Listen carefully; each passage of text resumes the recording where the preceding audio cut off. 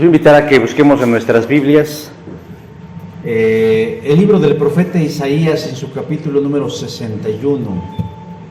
Es uno de los textos más largos de la Escritura, bueno, libros más largo de la Escritura. El libro de Isaías lo vamos a encontrar en la sección de los profetas. Isaías 61.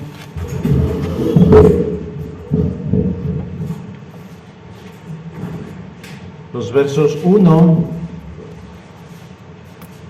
y vamos a leer el verso 2, aunque en realidad solo vamos a ocupar una partecita del verso, pero ahorita les voy a explicar por qué. Isaías 61, versículo 1 y versículo 2 de este libro de Isaías. Isaías 61, versos 1 y verso 2, y otra vez los invito a que, puestos de pie, hagamos la lectura de esta brevísima porción de la Escritura. Isaías 61, versos 1 y versos 2. Amén. Y dice así la palabra del Señor: El Espíritu de Jehová, el Señor, está sobre mí, porque me ungió Jehová, me ha enviado a predicar buenas nuevas a los abatidos, a vendar a los quebrantados de corazón, a publicar libertad a los cautivos y a los presos apertura de la cárcel, a proclamar el año de la buena voluntad de Jehová y el día de la venganza de Dios nuestro, a consolar a todos los enlutados. Amén. Vamos a hacer una oración. Señor Dios, en esta hora agradecemos nuevamente el honor que nos das de poder acercarnos a tu palabra, y rogamos, Señor, en el nombre de Cristo, que tú nos permitas, Señor, pues comprender estas verdades y hacerlas nuestras, abrazarlas y encarnarlas en nuestras mentes y en nuestros corazones. Te lo pedimos por Cristo Jesús. Amén. Pueden tomar sus lugares. Gracias. Israel Noll, un profesor de estudios bíblicos israelí, afirma que existió un Mesías antes de Jesús. La teoría del profesor Noll se basa en la inscripción de una tablilla datada en el siglo I después de Cristo, conocida como la visión de las revelaciones de Gabriel, que contiene un texto apocalíptico atribuido al arcángel Gabriel y que anuncia al príncipe de príncipes, el cual resucitará en 3 días por misma orden del ángel Gabriel. La tablilla fue comprada a un anticuario suizo-israelí llamado David Jesselson, quien la tenía en su casa, aunque se desconoce la ubicación del lugar donde fue descubierta originalmente, aunque se sospecha que pudo haber sido en Jordania, cerca del Mar Muerto. 2 expertos israelitas realizaron un detallado análisis del texto tallado en piedra, pero cuando llegaron a la línea 80, concluyeron que la frase contenía una palabra que hacía que era ilegible y que hacía incomprensible el texto que ahí venía. Y es entonces cuando entra en escena el profesor Noll, quien afirma que la palabra que no se puede leer es ayé, que significa vive en imperativo. A partir de esto, el doctor Noll conjetura que la figura mesiánica allí mencionada es alguien distinta a Jesús, un líder rebelde llamado Simón, quien fue asesinado por el rey Herodes en el siglo I después de Cristo. Esta no es la primera, tampoco es la única, ni será la última vez que se hable de manera equivocada acerca del Mesías prometido. Hace algunas semanas, cuando revisábamos el Génesis, descubrimos cómo inició todo, cómo comenzó el desastre de la humanidad en la que todos nos encontramos inmersos. Y descubrimos que el hombre y la mujer decidieron actuar de manera desobediente al mandato de Dios, lo cual trajo como desastre que nosotros nos apartáramos de Él. Pero también descubrimos que en ese primer momento Dios nos dio una palabra de esperanza, y de la simiente suya, esta te herirá en la cabeza. Génesis capítulo 3, versículo 15. Esto en relación a de que la simiente de la mujer saldría un Salvador que nos rescataría del poder del pecado y a la vez nos reconciliaría con Dios. Pero conforme fue avanzando la revelación en el Antiguo Testamento, se fueron viendo indicios del cumplimiento de esta profecía. Es decir, se fueron viendo señales del nacimiento de ese Salvador a quienes los hebreos llamaron Mesías. Incluso conforme iba avanzando la historia, vieron en algunos personajes a ese Mesías prometido. Por ejemplo, en algunos reyes, en algunos profetas o en algunos líderes militares como el Mesías. Así pues, José, el hijo de Jacob, conocido como el soñador, fue tenido en algún momento como el posible Mesías. Josué, el discípulo de Moisés, también fue visto como una especie de Mesías. ¿O qué decir de David, el rey, quien batalló mucho por conquistar y establecer a la nación de Israel? También fue visto como un Mesías. Pero lo cierto es que estos Mesías no eran más que bosquejos imperfectos de lo que sería el Mesías verdadero. Pero dadas las condiciones de Judá, es decir, viviendo constantemente en un ambiente de crisis nacional, en donde enfrentaban constantemente luchas, batallas, pleitos, componendas con otras naciones, hacía propicio el ambiente para que en el corazón y en la mente de ellos se fuera fortaleciendo la idea y la necesidad de un Mesías. Por lo tanto, estas condiciones que favorecían la llegada del Mesías hicieron que aparecieran muchos Mesías a lo largo de la historia. Algunos se autonombraban Mesías diciendo: yo soy el Mesías de Dios, o a otros los nombraban señalándolos como Él es el Mesías de Dios. De tal manera que llegando más al tiempo de Jesús, por alrededor del siglo I, aparecieron muchos Mesías. En ese tiempo había tres tipos de personas que agitaban las olas de la sociedad: los bandidos, los profetas y los que llamaban propiamente Mesías. Y algunos quisieron fungir como lo que realmente no eran, los libertadores de Dios. Y hay una lista bastante amplia acerca de estos revolucionarios que querían liberar a Israel. Así pues, tenemos como ejemplo a un tal Ezequías en el año 47 a.C.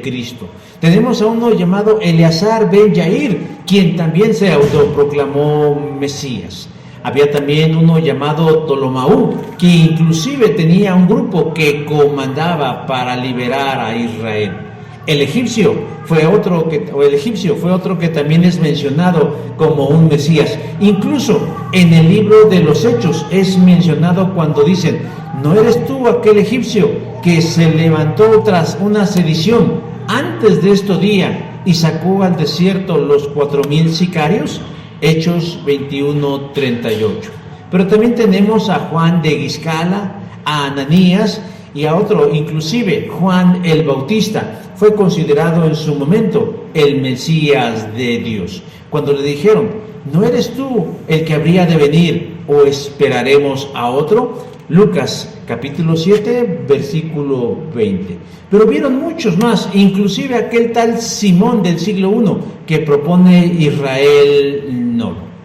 Ante la cantidad tan grande de oferta y de buenas intenciones, debió haber sido difícil y no tratar de descubrir si se trataba del Mesías de Dios. Digo que fue difícil porque la verdad, en medio de la desesperación, de la crisis que se encontraban, podían escoger a cualquiera diciendo: este es el Mesías.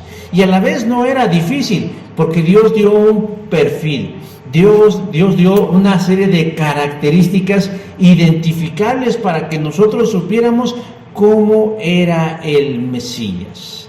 Seguimos nosotros en el marco de esta Cuaresma 2020 y hoy yo quiero que descubramos, junto con el juicio de Dios, la fiel promesa de que Él nos rescataría, de que Él nos redimiría a través de la acción de un Salvador, de un Mesías, de un ungido, de un Cristo. Y por eso nosotros debemos plantear una pregunta fundamental en esta hora de la ya casi tarde. ¿Quién es el Mesías de Dios? Ante tantas opciones y tantas alternativas, incluyendo la de Jesús, nosotros tenemos que plantearnos, si queremos ahondar en nuestra fe, preguntarnos quién es el Mesías de Dios, pero además permitir que el pasaje nos responda con tres respuestas fundamentales: ¿quién es el Mesías de Dios? Lo primero que nos dice el pasaje en relación a la pregunta del Mesías de Dios es ¿quién es? Nos responde que el Mesías de Dios es alguien que proviene de Dios mismo. Verso 1 dice: el Espíritu de Jehová está sobre mí. Ya sabemos que el ministerio de Isaías se desarrolló en el reino de Judá entre los años 740 al 680 antes de Cristo. Y en este libro encontramos muchas referencias acerca del Mesías de Dios. Tan solo en el Antiguo Testamento nosotros vamos a encontrar más de 350 referencias proféticas acerca de la vida, obra, muerte y resurrección del Mesías. Que sea dicho de paso, se cumplieron todas y cada una en la persona de Jesús. Pero no nos vamos a adelantar todavía. Justamente cuando nosotros leemos a los antiguos, cuando leemos a los profetas, nos surgen dudas que debemos responder, dudas en relación acerca del Mesías. Por ejemplo, una de esas dudas es: estos pasajes que hoy nosotros leemos y que conocemos como anuncios del Mesías, ¿en verdad hablaban de eso? Es decir, ¿será que el profeta está hablando del Mesías o estaba hablando de sí mismo o de otra cosa y nosotros lo estamos malinterpretando? Isaías sabía que estaba hablando del futuro que a él no le tocaría mirar como a nosotros. Nosotros hoy leemos la profecía, la entendemos, la captamos, la comprendemos. No tenemos problemas en entenderlo porque estamos del otro lado de la revelación, es decir, estamos después de Jesús. Pero en ese momento, en cuanto el profeta hablaba, cuando él anunciaba, cuando él proclamaba, cuando él daba a conocer su mensaje, ¿sabía que estaba hablando de el Mesías? En este caso, cuando empieza el capítulo 61, es un mensaje que viene hablando acerca del Mesías. Es el Mesías el que está hablando, pero al mismo tiempo podemos decir, ¿pero no será que Isaías estaba hablando de sí mismo? Estaba hablando del llamamiento que Dios le había dado a él cuando dice: el Espíritu de Jehová estaba sobre mí y por lo tanto me ha ungido Jehová y me ha enviado a hacer esto y esto y esto y esto. ¿No será que nos estamos equivocando? No nos estamos equivocando. Muy seguramente, muy probablemente, con mucha certeza, sí, ellos no tenían toda la comprensión acerca del futuro. Ellos no estaban mirando la imagen en 4K o en alta definición acerca del futuro como nosotros lo miramos hoy. No, pero sí había una intuición espiritual que Dios les estaba revelando algo en el futuro, algo que sucedería en el cumplimiento de su santa y perfecta voluntad. Y de esas cosas que Dios le está revelando al profeta es decirnos a nosotros y a la gente de todos los tiempos cómo es el Mesías de Dios. Y la primera cosa que le dice, ¿cómo es el Mesías de Dios? El Mesías de Dios tiene un origen y una naturaleza divina y espiritual, porque dice: el Espíritu de Jehová está sobre mí. Desde que Dios comenzó a revelarle a su pueblo que enviaría un libertador, muchos de ellos empezaron a formarse una visión, una opinión, un concepto equivocado, distorsionado acerca de quién sería ese Salvador. Ellos creían que el Salvador de Israel, primer error, creían que únicamente era Salvador de Israel.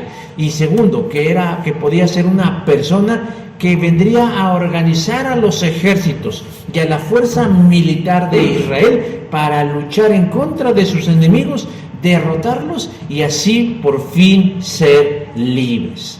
Estaban muy equivocados y muy alejados de la realidad. Ellos creían que la misión y la naturaleza principal del Mesías era la de ser un soldado, un caudillo, un líder militar que los organizaría para una guerra de la cual resultaría su libertad.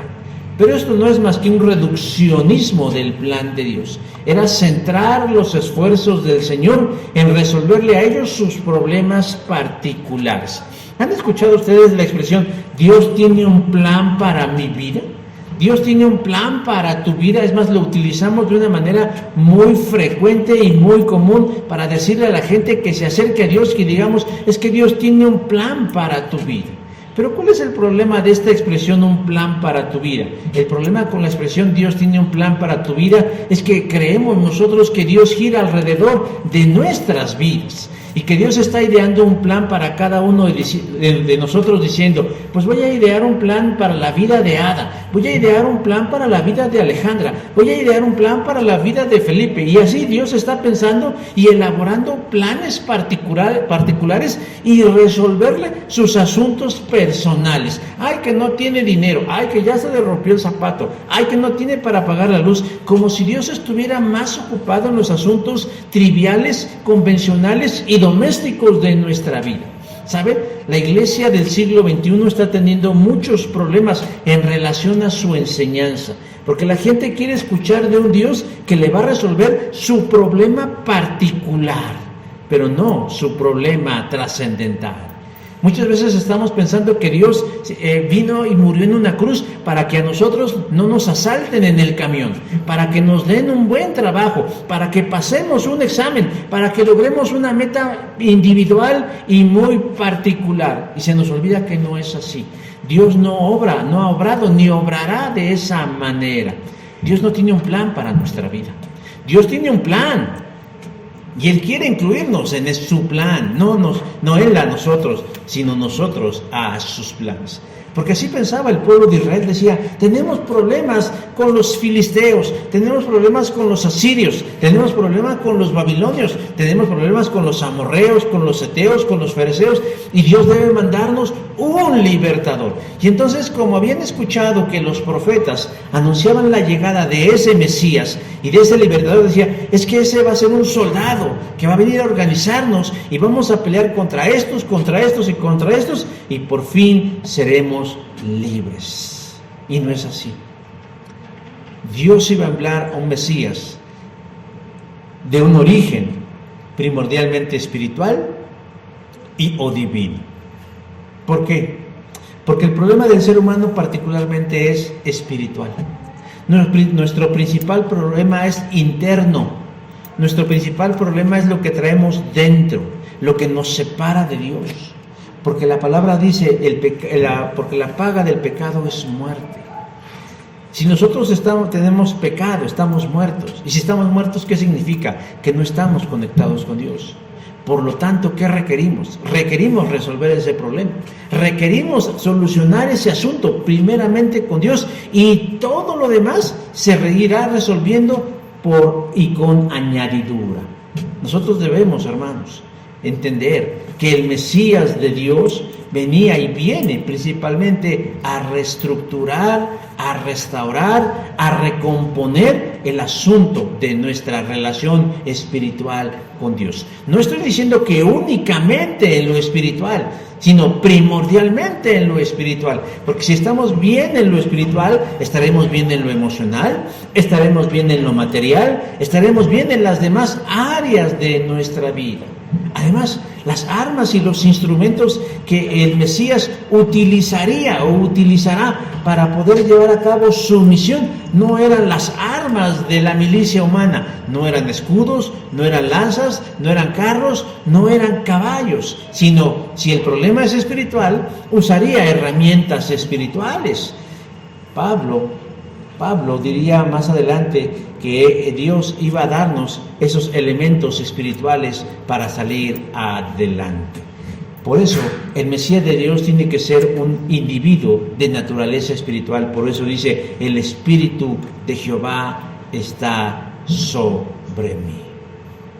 Estoy leyendo un artículo publicado por la BBC de Londres que se tituló ¿Por qué Jesús tuvo éxito y otros mesías de su tiempo se quedaron en el camino?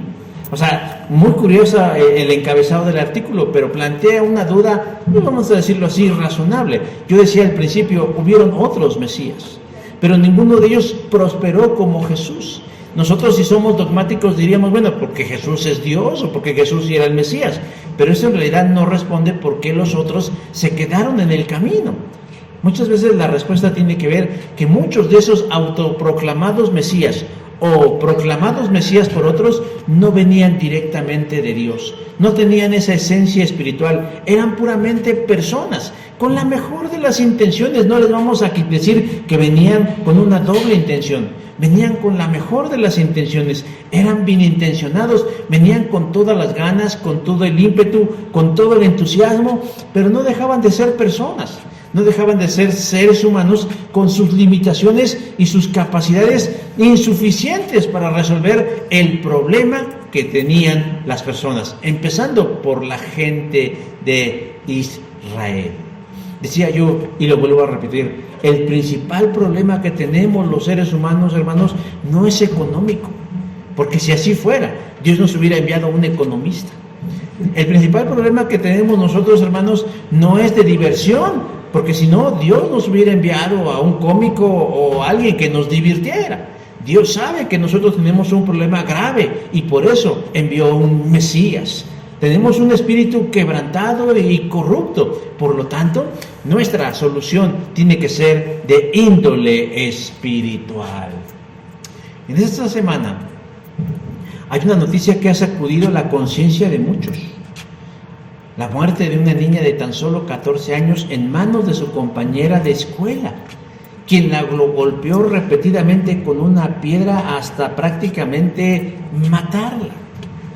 La reacción de la sociedad no se ha dejado esperar. Manifestaciones de rabia, de impotencia, de frustración y de dolor se notan en muchos lugares. Piden justicia y buscan responsabilizar a alguien de la tragedia. Pero en realidad nadie en concreto dice qué es lo que podemos hacer. Simplemente se desgarran las vestiduras diciendo qué clase de sociedad de porquería somos. Pero no dejen de ser más que expresiones catárticas en un momento de esta naturaleza. Pero, ¿qué es lo que puede hacer el hombre para cambiar esta condición? ¿Crear nuevas leyes?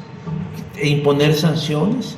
¿Castigar culpables? ¿Dar discursos? Todos decimos varias alternativas, pero muchas de ellas son incapaces de cambiar la naturaleza interna de alguien. Únicamente un Mesías espiritual es el que puede ser capaz de resolver y evitar situaciones como esta. Hermanos, realmente ese es el problema que tenemos nosotros los seres humanos y por lo tanto necesitamos de un Mesías espiritual.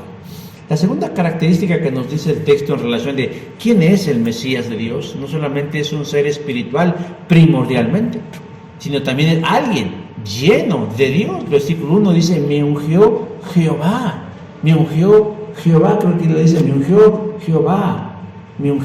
Jehová. ¿Quién está hablando aquí?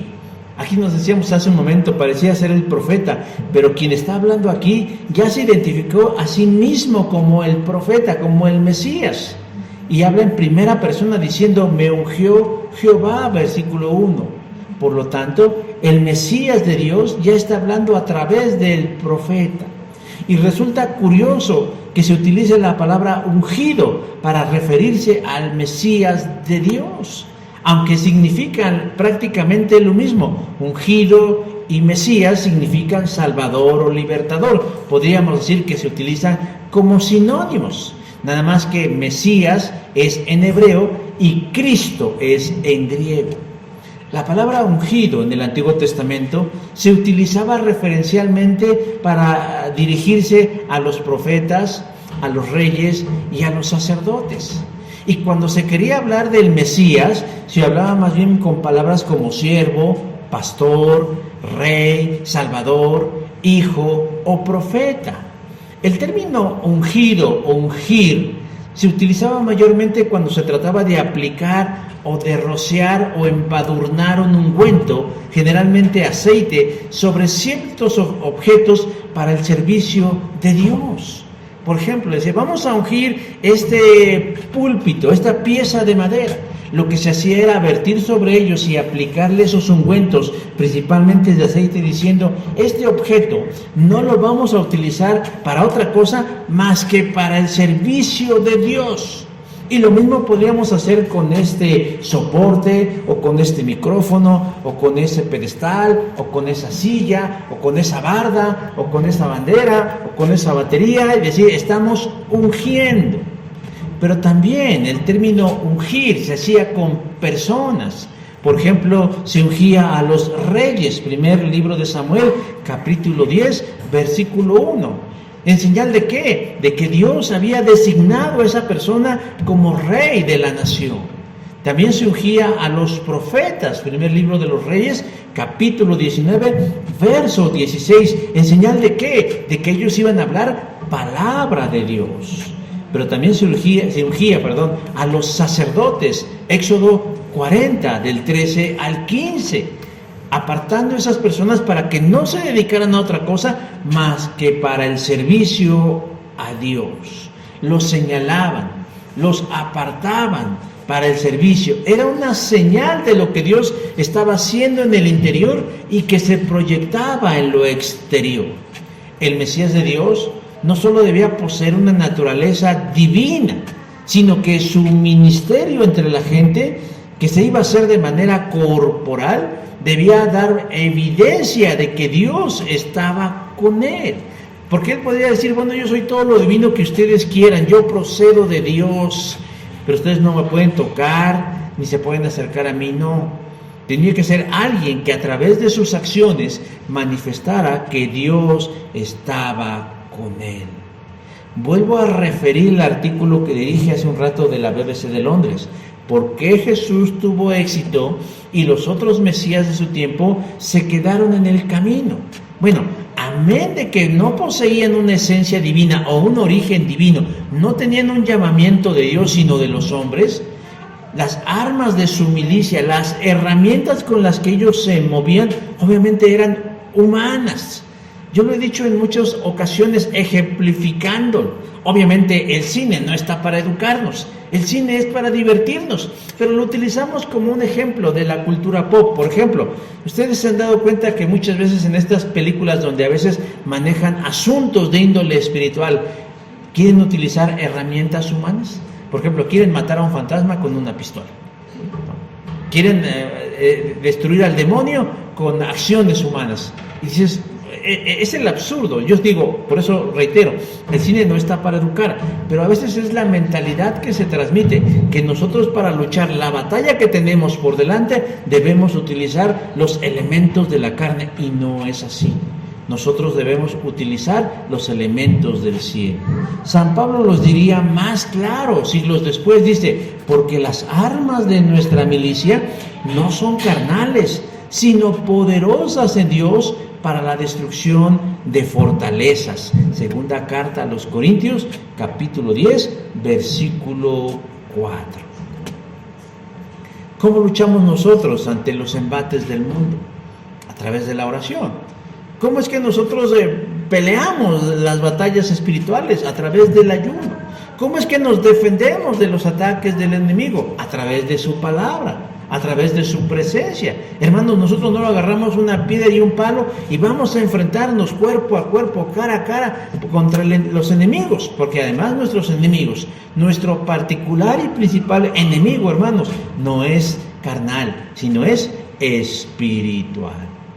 Resulta increíble que algunos judíos se formaran esta idea equivocada acerca del Mesías o del ungido de Dios, de que fuera un militar o un revolucionario que únicamente se ocuparía, hermanos, del bienestar material de las personas. Nuevamente, y reitero, la iglesia cristiana del siglo XXI está en crisis porque los asistentes a las iglesias están buscando un Dios, un Mesías, un ungido que les resuelva sus asuntos particulares, sus asuntos temporales, sus asuntos individuales, y dejan de lado los asuntos del reino de Dios. Pero no debe ser así. El Dios, el Mesías de Dios, el que viene a redimir, el que viene a salvar, el que viene a liberar a su pueblo, obviamente utiliza una estrategia distinta a la que el mundo pueda pensar. Como hijos de Dios, nosotros debemos estar seguros de que no estamos solos, ni estamos desamparados. Pareciera ser que a veces las circunstancias nos gritan cuál es nuestra realidad. Pero hay una realidad más grande, y es la que tiene Dios para cada uno de nosotros. Por eso el Mesías viene a nosotros para mostrarnos que hay una realidad diferente, fuera de nosotros y por encima de nosotros, que únicamente puede darnos el Señor nuestro Dios. Por eso, en esta era de la cristiandad, cada hijo suyo, cada hijo nacido de nuevo en Cristo, contamos hoy en día con una unción superior a la que tuvieron los antiguos. Hoy en día ya no es necesario, ya no es útil, ya no es práctico, hermanos, la unción con ungüentos con aceite, porque nosotros nos encontramos en un nuevo pacto. El apóstol Juan nos dice: vosotros, es decir, nosotros o ustedes, tenéis la unción del Santo. La carta de Juan, capítulo 2, versículo 20. De tal manera que nosotros tenemos lo necesario para triunfar. Si no lo hacemos, es porque simple y llanamente no creemos lo suficientemente en Dios. Ahora, aquí nace una pregunta interesante. Si el Mesías de Dios, que en un origen espiritual o divino, requirió la unción del Espíritu de Dios, pues cuanto más nosotros. Si Él, siendo el ungido de Dios, necesitó y era de manera imprescindible contar con la asistencia del Espíritu Divino, pues cuanto más nosotros. Por eso, hermanos, debemos procurar siempre ser llenos del Espíritu de Dios. Y la tercera cosa que nos dice en relación a la pregunta fundamental de quién es el Mesías de Dios, es que es enviado por Dios. Versículo 1 dice: me ha enviado a. Se puede decir mucho acerca del Mesías, acerca de su identidad, pero la pregunta fundamental es: ¿y para qué necesitamos un Mesías? ¿Para qué necesitamos a un Salvador? ¿Para qué necesitamos un libertador? ¿Qué necesidad hay en nosotros como para requerir de Él? Bueno, la misma palabra nos da la respuesta.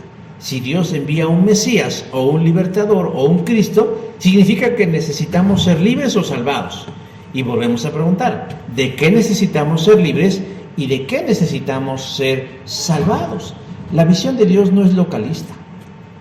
Decía hace un rato, los judíos pensaban que el Mesías únicamente iba a ayudarlos a ellos, el problema particular de ellos. Pero la visión de Dios es mucho más amplia que la visión de los judíos. Porque cuando Dios llamó a Abraham, le dijo que en él serían benditas todas las familias de la tierra. Y eso implicaba una visión más grande que el pueblo de Israel. Génesis 12:3. Porque cuando el hombre y la mujer desobedecieron en el huerto del Edén, y actuaron en contra de Dios, las consecuencias no únicamente fueron sobre ellos dos y ya, no, sino que su maldad trascendió las generaciones y las épocas. Los efectos de la cultura del pecado cayeron sobre todos y por lo tanto todos necesitamos ser salvados y ser rescatados de esa condición de pecado. Por eso cuando revisamos la historia de la humanidad, nos vamos dando cuenta cómo el ser humano va requiriendo cada vez más y más y más urgentemente la intervención de un Salvador. ¿Por qué? Porque su cultura se está cayendo a pedazos, nos estamos autodestruyendo, tanto nosotros mismos en lo individual como entre nosotros. Por eso el Mesías, el del que habla aquí, nos dice que fue enviado por Dios para 4 cosas fundamentales.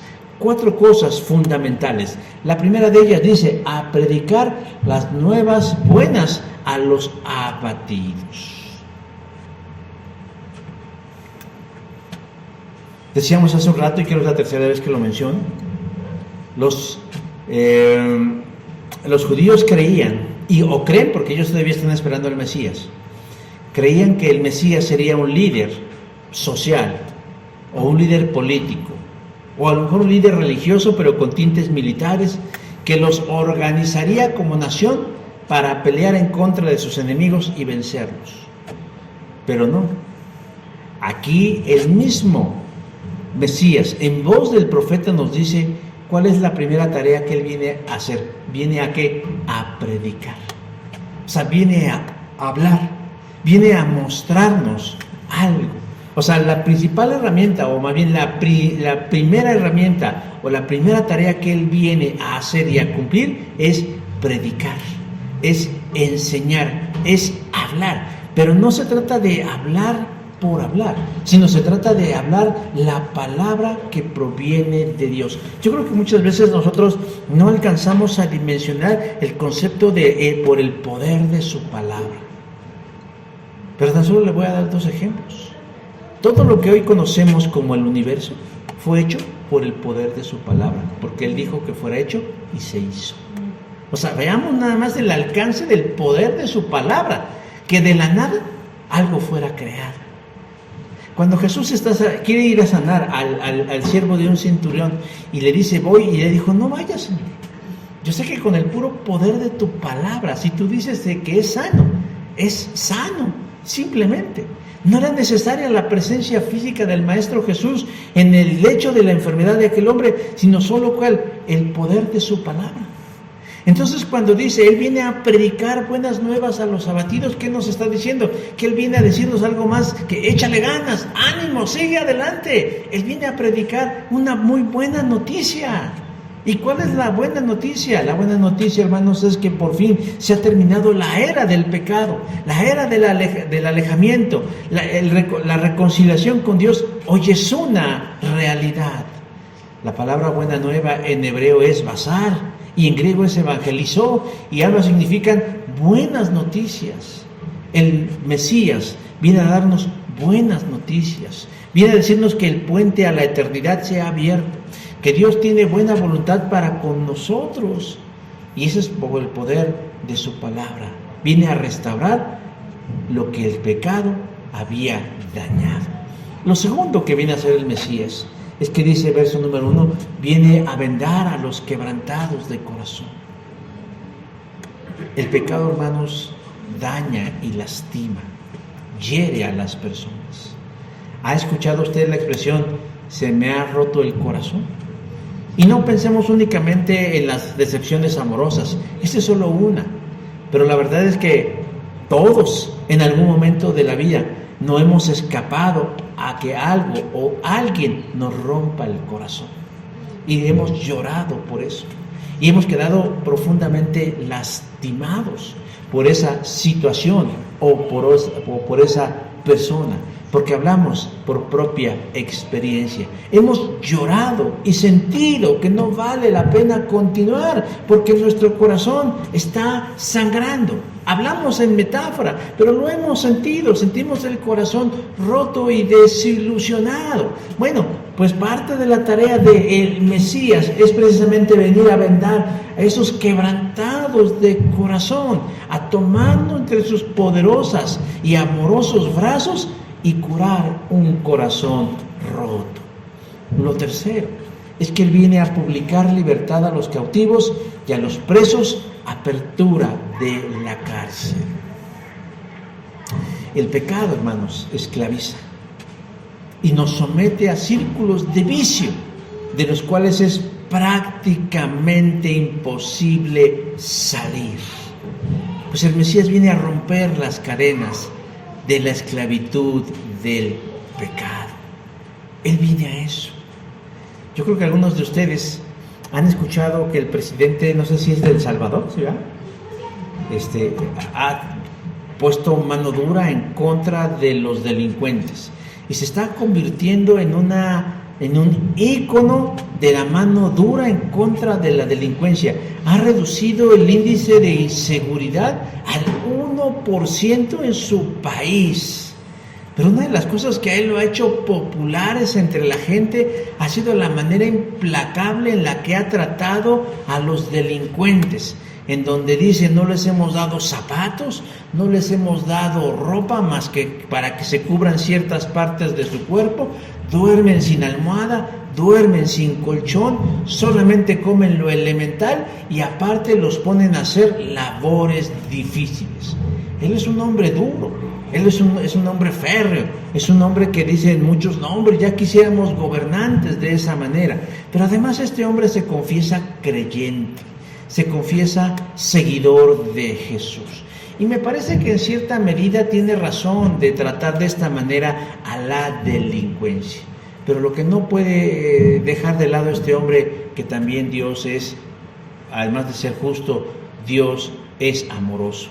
Y que no estoy diciendo que deba perdonar o favorecer la impunidad, pero no debe olvidar que esos que están ahí prisioneros, esos que están ahí encerrados, esos a quienes está castigando, no han dejado de ser humanos y también necesitan libertad y apertura de la cárcel. Y estoy hablando en términos espirituales, no estoy hablando en términos materiales, porque tienen que pagar por sus crímenes, pero también tiene que darse cuenta que también necesitan de la libertad que únicamente el Mesías les puede dar.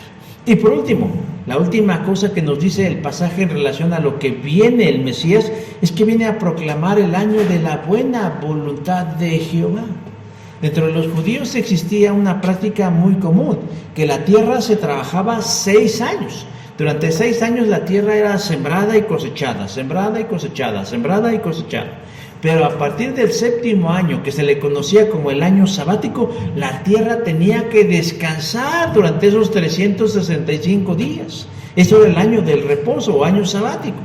Luego, cuando se juntaban 7 periodos de 7 años, que sumados eran 49 años, en el año número 50, no solo la tierra tenía que dejarse descansar, sino que toda deuda quedaba saldada y además todo esclavo quedaba liberado, y a eso se le conoce como el año del jubileo.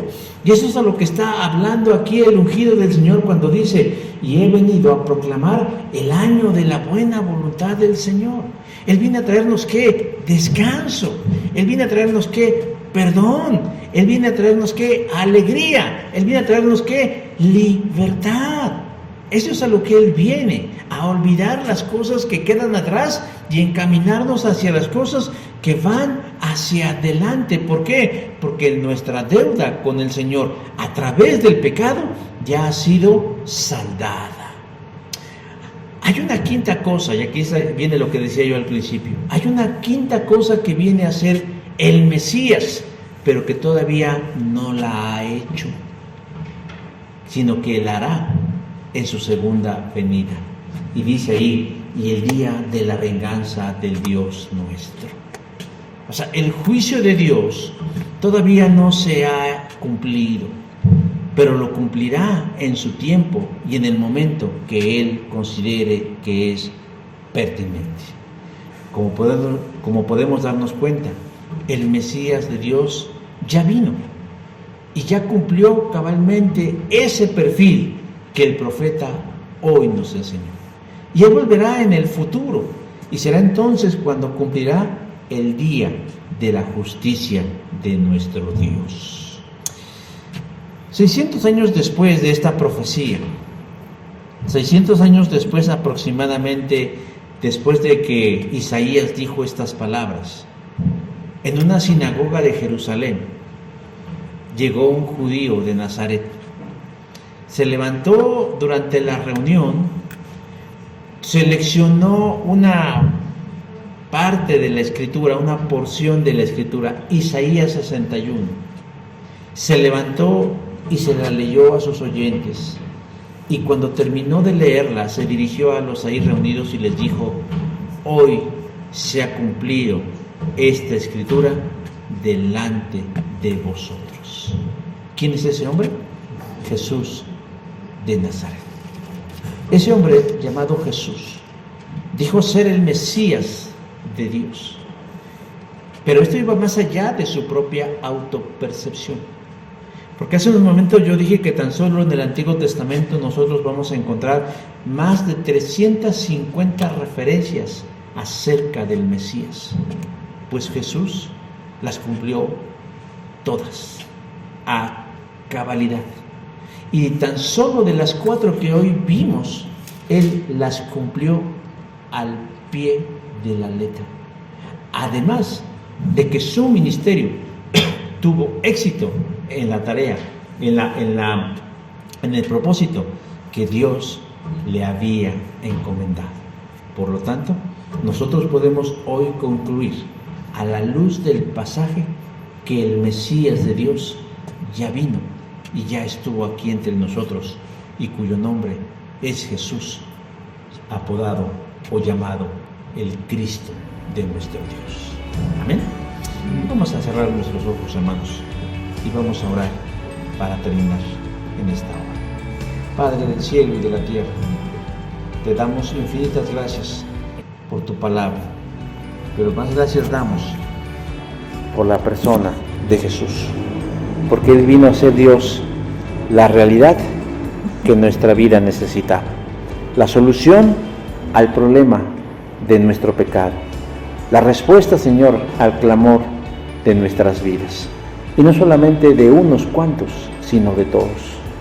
Y dependerá en cierta medida de cada uno de nosotros que dejemos que ese Mesías tuyo, Dios, venga y restaure nuestras vidas y nuestros corazones. Señor, permite que esta enseñanza pueda anidar con gran fuerza en nosotros mismos y nos permita, bendito Dios, hacer tuyas todas las verdades del cielo y de la tierra. Te bendecimos y te glorificamos hoy, Dios, en el nombre que es sobre todo nombre, Cristo Jesús nuestro Señor. Amén.